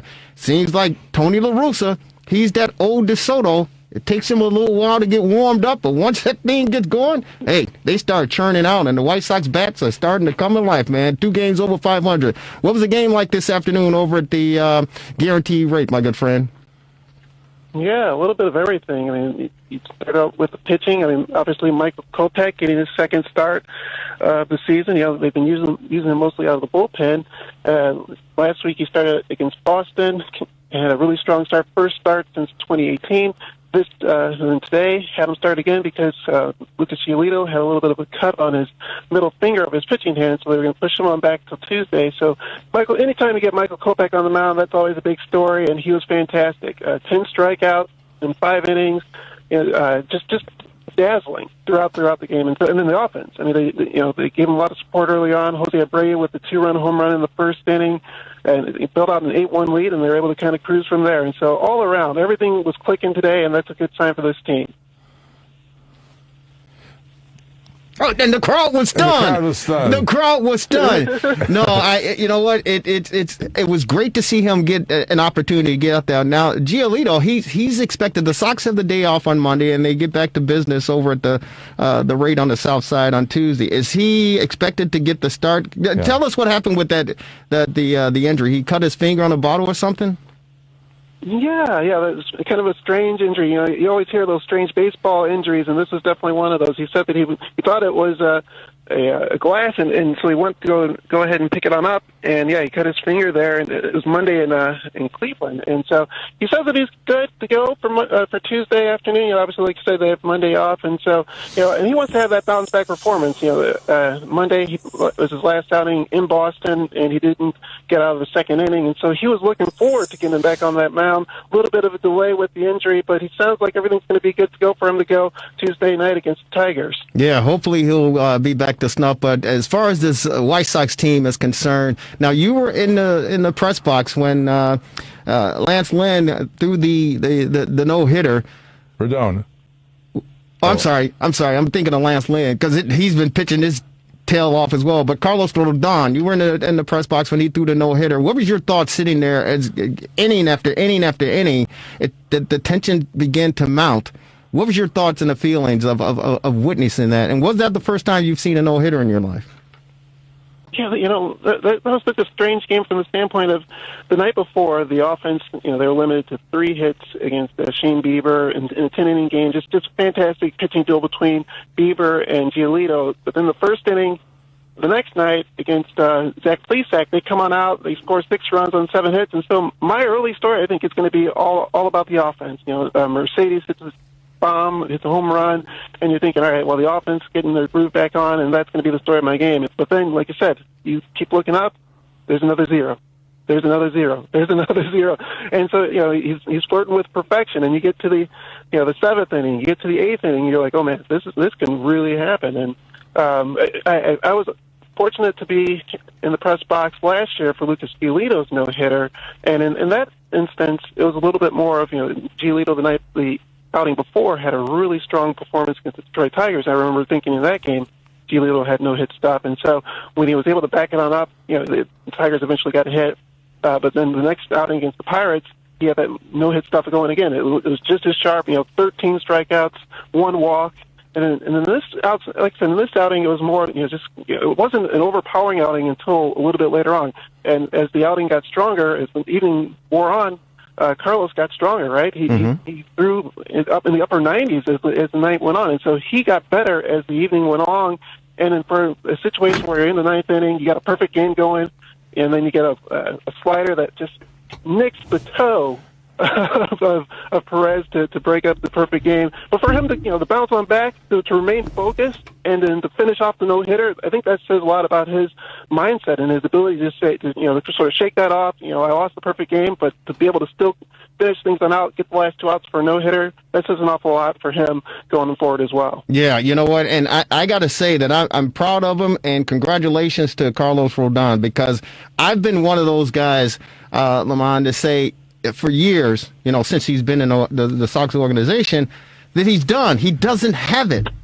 He's not going to be able to put everything together. And I just didn't understand why the White Sox brass and Kenny Williams and Rick Hahn and Jerry Reinsdorf, for that matter, continue to believe in this kid. I just didn't understand it, because I felt that we can move on and we can focus on, developing some other pitchers or getting some other pitchers. But he proved me and a lot of people wrong, Carlos Rodon, that he still has some stuff, and the Sox tendered him, and we see what's going on. And I think it's a great boost for the entire White Sox pitching staff, because I truly believe And I said Lance Lynn. And we see what Kopech has done. Giolito is, I mean, he's the man. This pitching staff for the Chicago White Sox, to me, they're chomping at the bit. And once the temperatures start to warm up, and we're going to be in the 70s and 80s this week, but when we get to midsummer and the All-Star break and all that, how deadly do you think this pitching staff for the Chicago White Sox will be by that time? Yeah, I want to go back a little bit, what you're talking about with Carlos there. I mean, what a story just about perseverance, right? You know, here's someone, as you said, non-tendered. He's dealt with a ton of injuries throughout his entire career. And he said that stuff sort of motivated him, you know, being non-tendered, having to deal with the injuries. He wanted to prove to himself and to the White Sox that he could be healthy, and you know, he was a number 3 overall draft pick, right? And so what comes with that, with a lot of expectations. So he wanted to prove to himself that, hey, if I'm healthy, this is how I can pitch. And so far, he's been able to show that. I mean, you know, even the bounce back, even the outing after the no-hitter, you know, he threw a lot of pitches, but he was able to get on through 5 innings and get the Sox in a position to win that ball game. And so throughout this entire season, you know, they start in Seattle, the no-hitter, and then the backup start against his next start against the Indians. I mean, he's shown an awful lot so far this season. But then kind of backpedaling that into the rest of the rotation. I mean, you know, you mentioned Giolito, you mentioned you know, obviously Dallas Keuchel. You know, he had a nice start last night as well. And so you know, they had a staff. This staff was going to be, there were a lot of expectations with this staff. When you have a staff that has, or even a starting rotation that has 3 guys that received American League Cy Young Award votes last season in Giolito, Lance Lynn, and Dallas Keuchel, you know that that's going to be a staff that's going to be dangerous, right? And then you then get what you're getting right now from Rodon, and you hope that, you know, Dylan Cease can kind of turn that corner. He's the one that, you know, he's kind of needing to kind of take that next step, and they haven't really seen that from him yet. But they're confident that, you know, he has all the stuff, right? He has a great fastball. He has the ability to kind of do the things that some of these other guys are doing, but he hasn't been able to put it all together yet. And so if he can get clicking as well, I mean, that's just going to make this rotation even that much more dangerous. And then we haven't even talked about the bullpen. I mean, you know, Liam Hendricks leading the way as a closer, and then just the arms that Tony La Russa, I mean, you know, obviously La Russa has that ability, you know, through his days in Oakland, and his times in St. Louis. He's sort of been the master of being able to work a bullpen, right? And he has so many arms with him. You know, when, like I said, with Liam Hendricks, Cody Hoyer, Aaron Bomber, Evan Marshall. The list just kind of goes on and on and on. And you know, obviously, you deal with Kopech. You can either start him or you can put him in the bullpen. He's been lights out in that bullpen role. And so Garrett Crochet, another guy that can throw in the upper 90s. So you have so many weapons that you can use out of the bullpen where you don't, you know, where if the starters can't go 5 or 6 or 7 innings, you know that once you get to that, if you have a lead in the 6th or 7th inning, the ball game's over because you have these arms that you kind of use to get on out and mow the opponents on down. Hey, man, you're a wealth of knowledge, no question about it. It's the fastest hour in sports conversation, so we're running short on time. But I do have to ask you, let me say this to you, man. I drive a Mercedes, okay? And the reason I drive a Mercedes is because I love the quality. I love the style. I love the excellence. I love the efficiency. I love everything about the Mercedes. I think White Sox fans are loving everything about this Yerminator Mercedes character because this guy he is excellent, man. I mean, he's unbelievable at the plate, and his story is phenomenal. 10 years in the minor leagues, battling back and forth. He stayed consistent. He stayed persistent. And now he's getting an opportunity to show what he's capable of doing. And I don't know, man. How long can this thing go? I mean, he's a true, pure major league hitter. He's slapping the ball all over the place, Lamont. Your thoughts on the Mercedes Yerminator?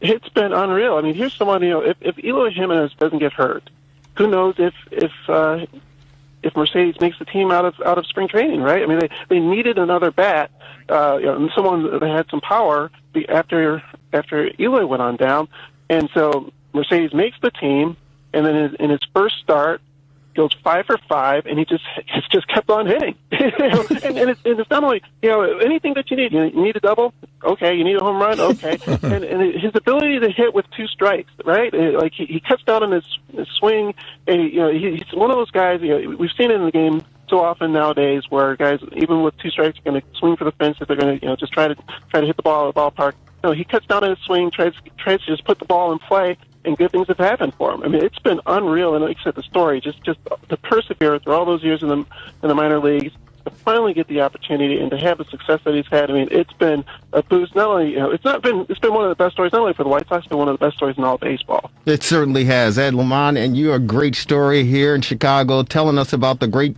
Chicago White Sox, man, for the Chicago Tribune. We really, really appreciate you spending some time on the Fastest Hour in Sports Conversation, brother. Keep up the great work, and we'll certainly be talking with you down the road. And hopefully, by the fall, we'll get a chance to be in the locker room watching the White Sox hoist that World Series trophy, my good friend.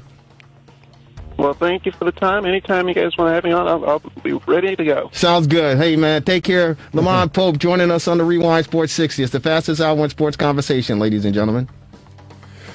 You want to say something, Marvelous? Of course. I was going to say, Mercedes, unbelievable. Was he batting 414 or something? He's unbelievable. Incredible. And for those of your youngsters, Brady was not the quarterback in the '86 Super Bowl. It was Tony Eason. I just wanted to clarify that. Are you sure? Yeah. Are you sure, Mr. Marvelous? I did the research. That's why. I don't think you have to do research on that one. That's why you couldn't get a hold of me for a while.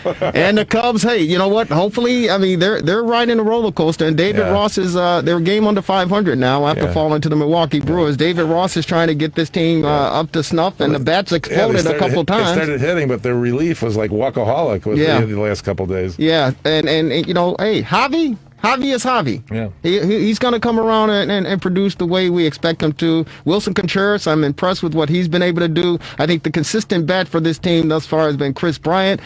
He is coming in and doing whatever he's expected to do. Anthony Rizzo is starting to try to come around. Nico Horner! Right, the fans' choice. He's back up. Yeah, he should have been there from the beginning, but I think they were protecting him for the free agency. Probably. Hey, ladies and gentlemen, it's the Fastest Hour in Sports Conversation. If you miss any portion of the Rewind Sports 60, right here on WCPT 820 AM. You can check us out on Facebook. You can check us out on YouTube. You can check us out on our website, therewindsports60.com, therewindsports60.com. If you live in the northern suburbs, on Wednesday at 7 o'clock, we're on Channel 17, Channel 19, and Channel 35. It's the Rewind Sports 60. Thanks to the Marvelous One. Here's the one, Dan Marver, and of course, our illustrious producer, Devin Tingle, kicking butt and taking names. Ladies and gentlemen, public service announcement. If you get stopped by the cops, right or wrong, comply. Get yourself a lawyer and let it pan out that way. Don't try to do it in the street. It ain't gonna happen for you. I'm telling you. Folks, take care of yourself. Enjoy yourself. Prayers out to my brother, Lauren P. Riles Jr. Elks. Say a prayer for him. Love you. Talk to you. Take care, everyone. Stay safe.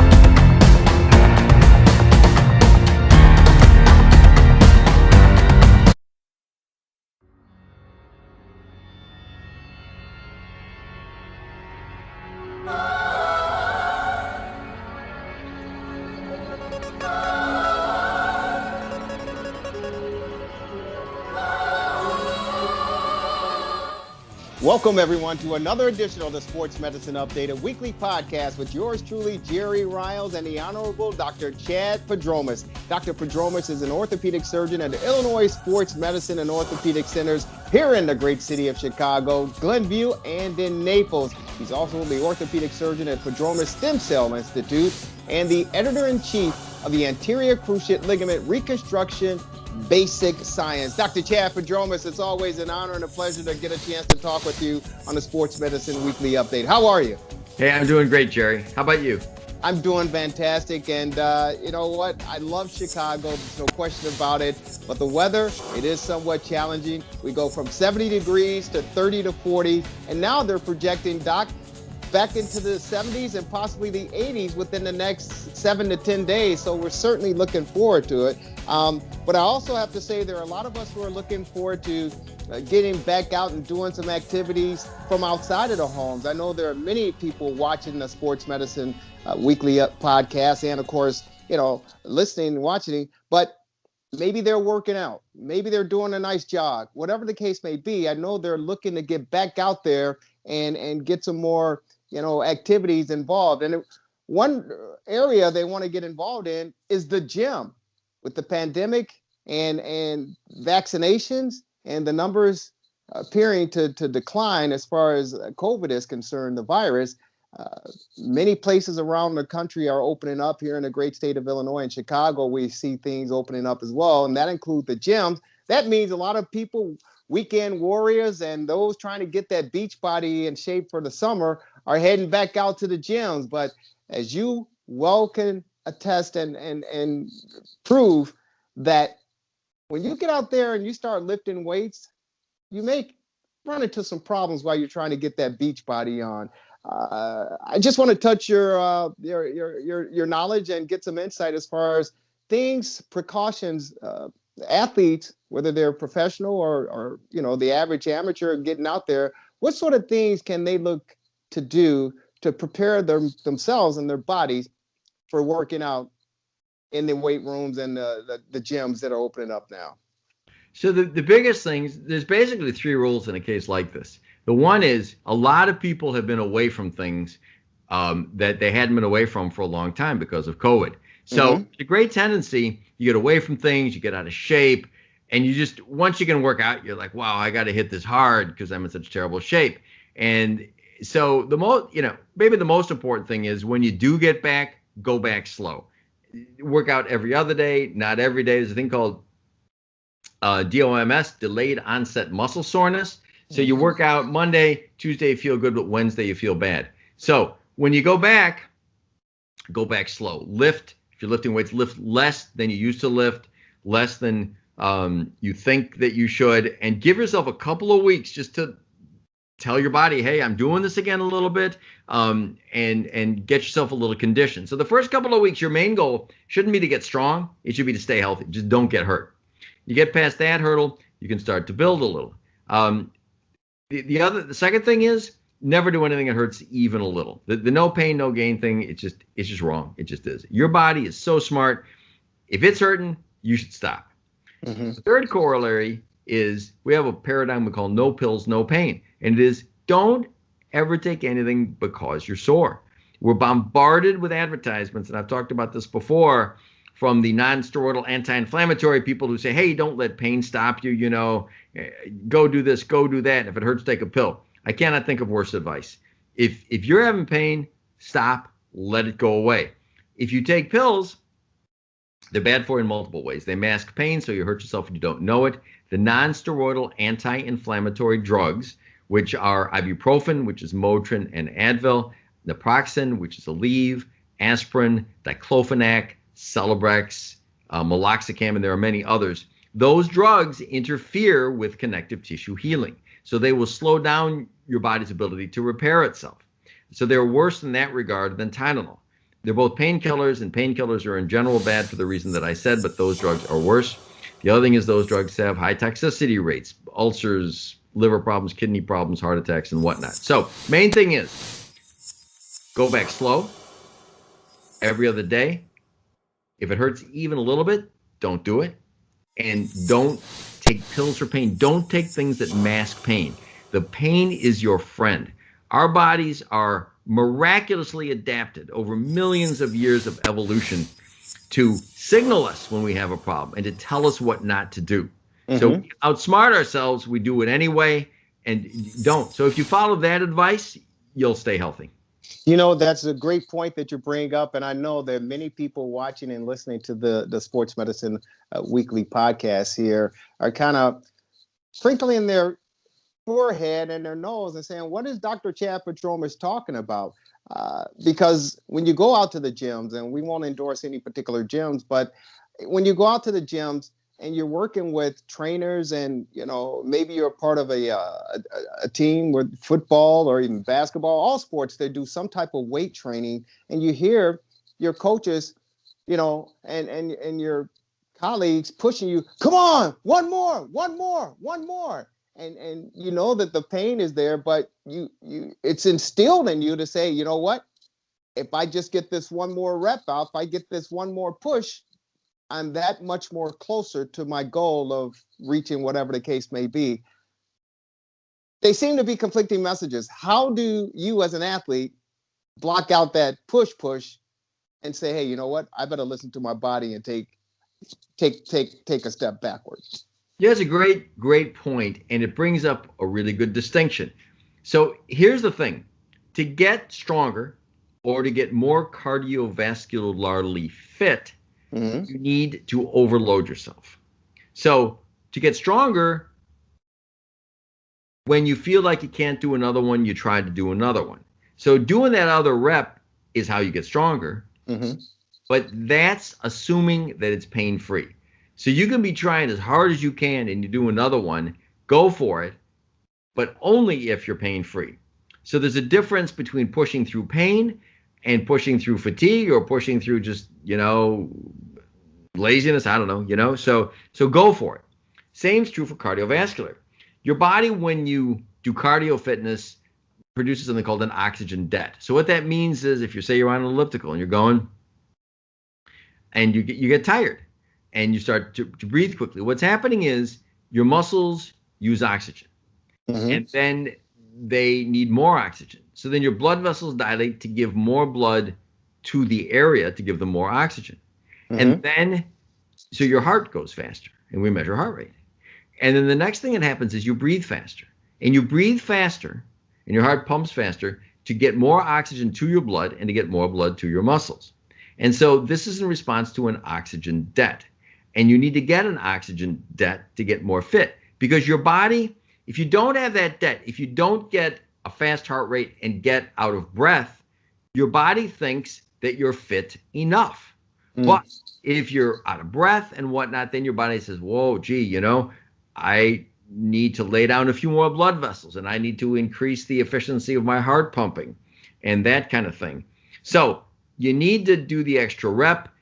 You need to keep going the extra few minutes on the elliptical, whatever. But in all cases, you shouldn't have pain. If you've got pain, you're just going to hurt yourself.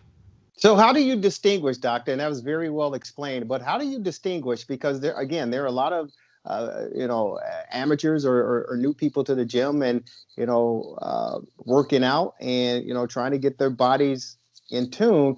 How do you differentiate and identify pain versus fatigue?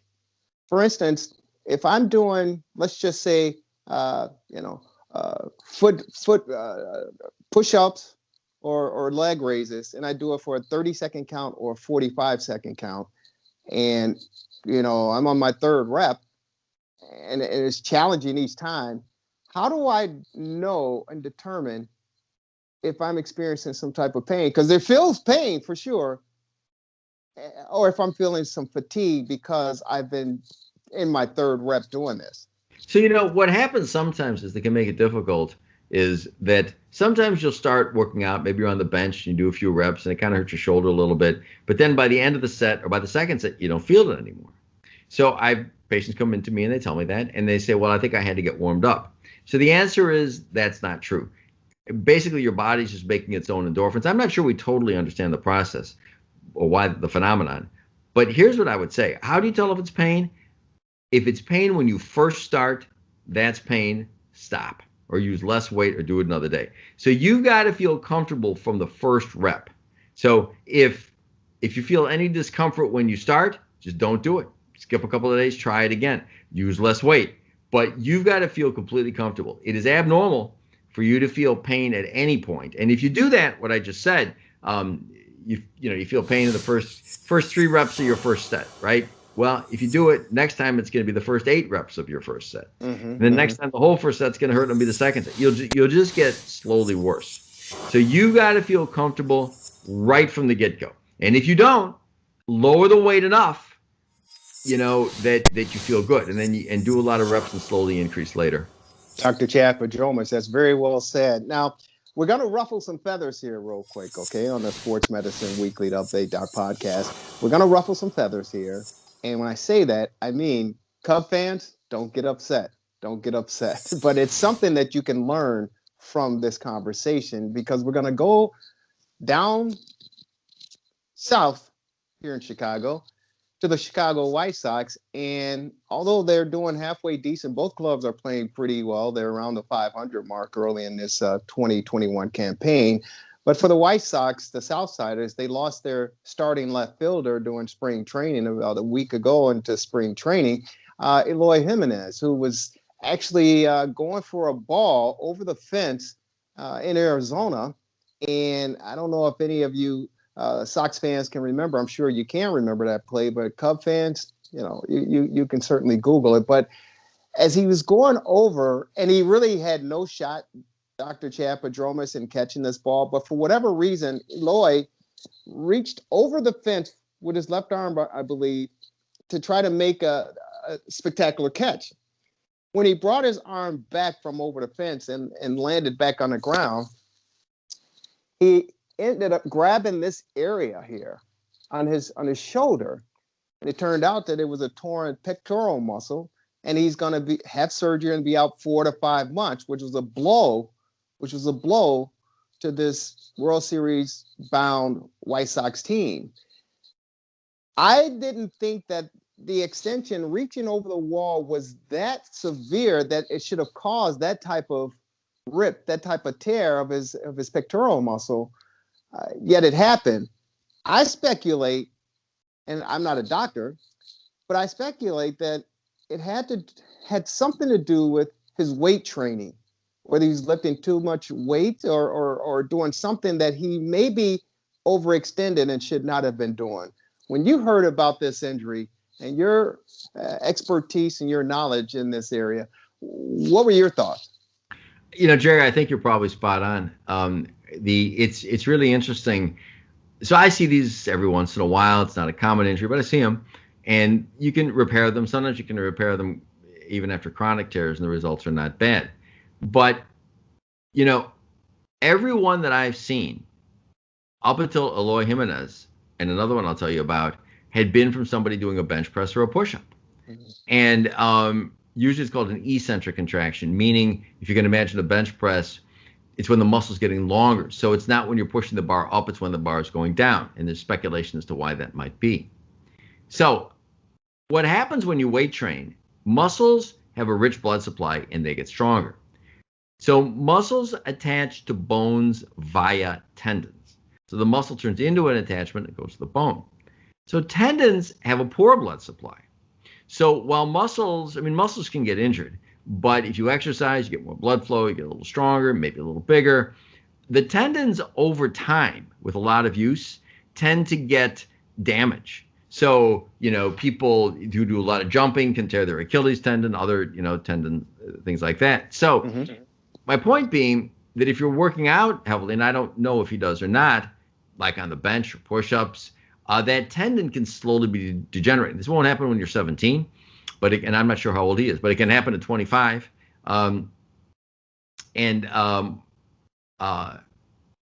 So the thing that's interesting to me, though, is I had never seen one occur without like a bench press equivalent mechanism. And, it's ironic, right about the same time, it's actually a few weeks before, I had a patient come into the office, and he was a cricket player, actually, and he was doing this throwing motion where you circumduct your arm kind of with your elbow a little bit straight, and he felt pain. Usually that's like a strain of your rotator cuff, and it gets better and whatnot. And I examined him, and to make a long story short, he had also ruptured his pectoral muscle. And I have to tell you, I almost missed it because that history is very uncommon. And also, this patient was kind of a bigger patient, and so the anatomy is obscured a little bit. You get a little bruising under it, but it can be kind of harder to tell. And so I thought, wow, that's interesting. After 35 years of doing this for a living, and it's not like I see this every day or every month. I don't. But two of them here with similar motions where your arm is kind of circumducted around your body without apparently sort of the bench press mechanism. So what does that mean? I don't know. For me, heightened my awareness of it for sure. Maybe working out heavier. I don't know, but it's unusual. And I guess, for the audience, so that's less than 1% of the people that present with shoulder pain. Almost always it isn't that. But on the other hand, if it's just kind of something to keep in the back of your head. The other thing, we're talking about working out. Let me just say in that regard, those of you who are inclined to do bench presses, bringing the bar down is probably the most common way to hurt it. So if you're lifting with free weights on a bench, to our listening audience, viewing audience, I would say always make sure you've got a spotter. There was a well-known college football player some years ago who was said to have almost decapitated himself because the bar was coming down and it ripped, and so the bar came way down, came down onto his neck. Fortunately, he was okay. So, if you're using a seated chest press or if you're using a machine, you don't have that risk. But I know a lot of purists like to do free weights. Free weights are great. But, for that reason, if for no other, make sure you've always got a spotter. Yeah, you certainly want to make sure you got that. And, there are a lot of people out there, they want to get, they're in shape for whatever reason. Some guys may want to show off. Some guys are getting ready for, the upcoming season, during the off season, whatever the case may be. But if you're lifting weights, and you make a very valid point, Doc, especially with the free weights, you want to make sure when you're bench pressing that you do have a spotter, because I know not so many guys, but I know of guys who tried to do it on their own. I've even done it on my own, but I was smart enough not to load up the bar, with excessive weight, that I wouldn't be able to get it back up. But I know guys who have put, a lot of weight on the bar and tried to test themselves by themselves. And when they go up and they can't handle it, and they come down, they can't get it positioned back onto the bar.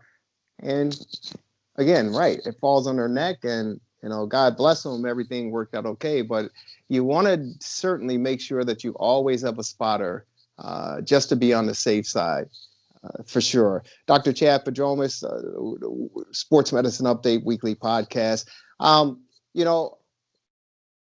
Talking of weights and talking of getting in shape and exercising, I've recently started, training, not boxing, but working out, as a boxer's regimen. And there are practically no weights involved at all. Do you recommend that type of workout, from sit-ups to pull-ups to crunches to push-ups to whatever the case may be, without any weight work at all, to get your body in shape and up the par? I don't, and I'll tell you why. Okay. Those workouts have gotten popular, whether it's CrossFit or other things, and the thought goes, weights are sort of artificial. It's more natural to do a push-up, your own body weight, a pull-up, your own body weight. It kind of sounds holistic. But here's the thing. The worst thing you can do if you're working out is only work out at a high level of resistance. Generally, you want to work out, do a warm-up. We tell people 10, 30, 20. Do a warm-up, 10 reps, easy, just to get vasodilation of the muscles, get blood flowing to the muscles. Second set, do 30 reps. So do as much weight as you can get and do 30 reps. But the thing is, that repetition is good for the muscle. It conditions it. Third set, do 20 reps. So here's the thing. Most of us, when I was younger, I didn't used to do that. I was on a bench trying to push a lot of weight. So I'd do 5 or 6 or 7 reps and just push myself hard. But it's a good way to get hurt. So here's the thing. Push-ups for most of us are pretty difficult. And, we're not just ripping them off. I mean, there are people who can do it. So the problem with push-ups is that it's an inherently high-resistance exercise. So in my opinion, you're far better off to do a chest press, probably a seated chest press, because you can vary the resistance. Ditto with pull-ups. I mean, pull-ups are even harder than push-ups. Right. And so same thing. I think you're far better off to do a lat pull down with weights so that your first set is low resistance, then you go to medium resistance and maybe higher resistance. So the bad thing about these things is, in my opinion, that they're all high resistance exercises. And high resistance exercises are hard on your joints. So I would not recommend it. I've seen lots of people that have just gotten totally messed up shoulders from doing push-ups. Pull-ups probably not so much, but doing more reps, the reps condition the muscle, they increase circulation to the muscle, they improve endurance. So doing something where you can do at least one set with a lot of reps is just better for you. Now, as to the other stomach crunches, I love stomach crunches. So doing stomach crunches, I think is just the best thing in the world. And we have one on our website. It's called 90-90 stomach crunches. You lay on the ground, if you can imagine, put your thighs up, put your feet in a chair, bend your knees 90 degrees, your hips 90 degrees, hands behind your head, bring one elbow to the opposite knee and down, do the other way. So I do a few hundred of these, when I work out every couple of days, and there's nothing better than working your core. So I think, for your core, doing that kind of stuff is great.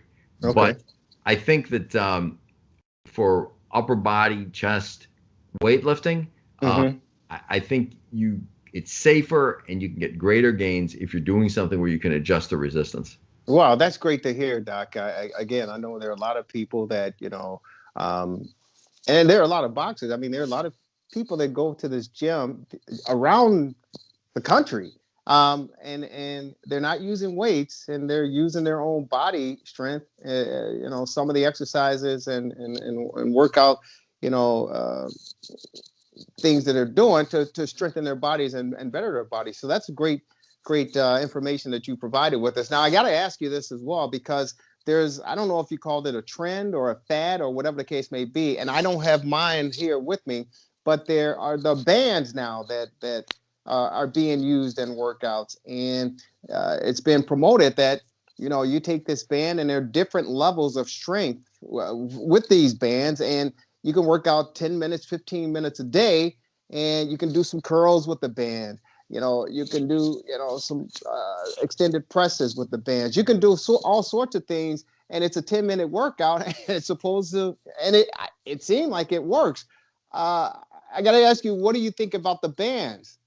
So two things. The bands are fine because with bands, as you say, you can get bands of different resistance. They have tubing of different colors, whatever, and Bowflex kind of things, So I think the bands are fine.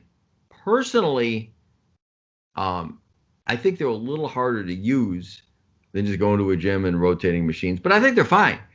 The bands. Okay. What isn't fine, it depends what your goals are. If your goals are to get stronger or to build muscle mass or even to maintain significant muscle mass, you should not do them every day. And the reason is when you do them, you're kind of tearing down muscle, if you will. Right. And your body senses that. And we think at least that's a signal to build new muscle. Right. So, I mentioned before overload. You've got to work out hard to get stronger.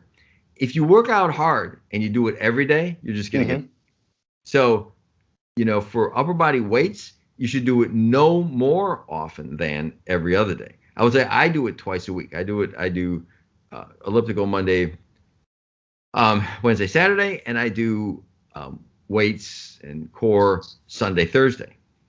And if you work out hard, that gives you recovery time. There are people that are really into it who will do, even once a week. But if you work out too infrequently, you tend to get sore. If you work out too frequently, you tend to, break down muscle. So, so doing it every day just to maintain a basic level of fitness is okay. It just depends how serious you are about it. My goal is to maintain a significant level of muscle mass as I get older. So I push myself pretty hard. And I can't do that if I'm working out every day. So I think an ideal way to do this is 3 days a week, every other cardio. For example, I love elliptical, stationary bike, maybe running if it doesn't bother your knees. And then every other day, upper body and core. I do twice, 3 times is probably okay. And then so 3 of upper body and core, 3 of cardio, and then on the 7th day you rest. Right. But every day. So if you do it hard enough to do any good, you're going to get hurt. And if you do it easy enough to not get hurt, I don't think you're going to do a whole lot muscle wise. I mean, it's better than nothing. Don't get me wrong. But you can work out. I'm 67, and I don't work out like I did when I was 27. Right. But you can work out pretty hard as you get older. I mean, my hero is Jack LaLanne. He was in his 90s and he was working out hard, and then he passed. But But every day is too much if you want to work out hard. Yeah. I try to do like upper body Monday, Wednesday, Friday, lower body Tuesday, Thursday. Yeah. Great plan. Yeah. And that's great. So the question is, and we talk about I'm 58 years of age, and sometimes my mindset tells me, to push myself like I did in my 20s and maybe 30s. How do you offset your mind, because your body is only going to allow you to do so much? How do you offset your mind or reprogram your mind to incorporate a workout that is suitable for your body? So again, when I was younger, I just was trying to push as much weight as I could. Sure. And never got as strong as I wanted to get, but I tried, right? And so I'll tell you though, people who do push a lot of weight are likelier to get arthritis in those joints. And I see it. I'll see a guy who's 50 and got a few patients, ripped, looks great, big and strong, lean, and he comes in shoulder pain, and I get an x-ray of his shoulder, and he's got arthritis. So we think that comes from high peak loads, meaning, and that's one of the reasons. So I tell people to work out differently. If you're 20 and you want to work out real heavy, okay. But as you get older, you're better off to do more reps, less weight, for a couple of reasons. One of the main ones being that it tends to preserve your joints. So I think working out real heavy weight, that's why I said this 10, 30, 20. I do as much weight as I can do and get 30 reps, and then as much as I can do and get 20 reps. So that's less weight. I can do more weight if I'm only doing 7 or 8 reps. But the more reps kind of protects me from myself a little bit, because I just don't do as much weight. So that's one thing that I think's useful. And then with cardio, it depends. You've got to make sure you don't have a heart problem, one thing or another.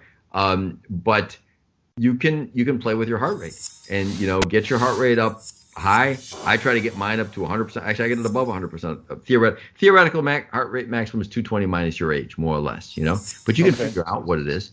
And then, you don't have to go a long time. In fact, if you go a real long time, you tend to waste muscle mass. So that's why if you see these marathoners are always real skinny, or ultra marathoners.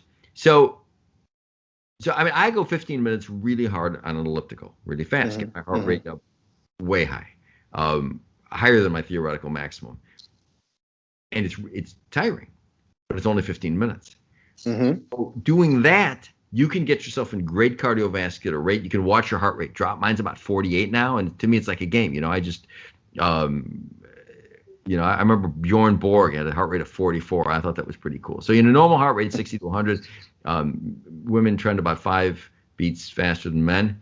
So when I really started doing the elliptical hard, I got down to the 50s. I thought that was cool, and now to 48. I don't know if it's going down any lower. I don't care. But my point is, it's a training effect. But I only do 15 minutes. If you do it for 30 or 40, your body will adapt. So if you're doing it for a real long time, your body says, this guy really wants to be an endurance athlete, so I'm going to get rid of muscle. So the body will start to waste muscle mass. So if you'd like to have reasonable muscle mass and reasonable cardio, getting your heart rate up for 15 minutes is plenty if you go hard. So this is a little different. A lot of people will get on an elliptical for 45 minutes or a bike for an hour, going medium pace. That's fine, but you don't, again, it's the overload principle. You don't tend to improve your fitness unless you overload yourself and unless it's really hard. So, and if you do that, 45 minutes is probably too long, both for boredom reasons and because it's hard in your body and because you can waste muscle mass, So that's what goals are. But your resting heart rate is a good index of, not the only one, of cardio fitness. And you don't have to do it for a real long time. So you get into a balance between preservation and fitness, right? And so in my case, I work out twice a week. We've got a whole workout on our website, actually. It's iosmoc.net. 5 exercises that work out every muscle in your upper body, 3 sets each. So, it's a moderation thing. You have to do it with intensity, but without pain. But you don't have to do it for a real long time. And the older you get, you really need to be careful that you don't make yourself break down. Yeah, I'm learning that myself because I do the bands and I get a little twinge here in the old elbow here. So, but no, you're absolutely right. Just do it in moderation and do it at a pace that is comfortable for you.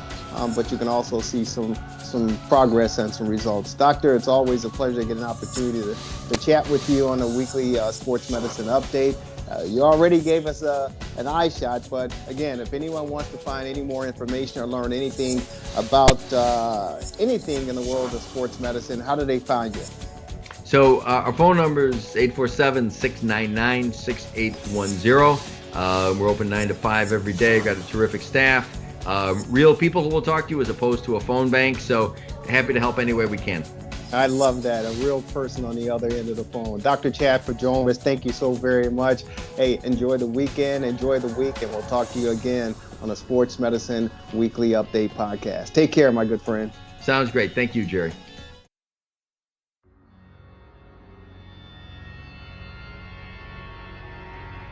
Oh